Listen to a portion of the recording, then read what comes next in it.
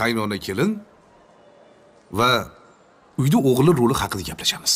Endi Oydin, siz oilada erkak kishi qanday bo'lish to'g'risida, Nozim esa oilada ayol kishi qanday bo'lishligi to'g'risida galma-gal fikr bildirasizlar. Oydindan boshlaymiz. Marhamat.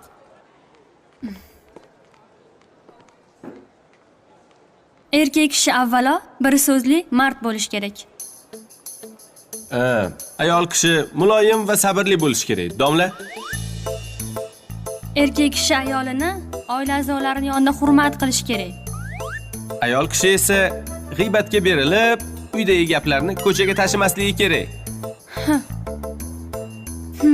Erkak kishi uylangandan keyin faqat oilasini deb yashash kerak. Ko'chadagi har xil qizlarga qaramasdan. G'unajin ko'zini suzmasa, buqa ipini uzmaydi. Shunaqami? Shunaqa. O'zicha erkaklarda yurak mingta bo'ladi. Ularni faqat ishlatib pulini sog'ish kerak. Ey. Ko'ryapsizlarmi bolalar? Ayollar xavfli shaxs. Ulardan ehtiyot bo'lish kerak. Erkaklar orzu qiladi. Ayollar ro'yxat tuzadi. Ayollarning ro'yxati bu erkaklar sabrini sinash xolos. Sabrni tagi sariq oltin. Erkaklar buni bilmaydi xolos.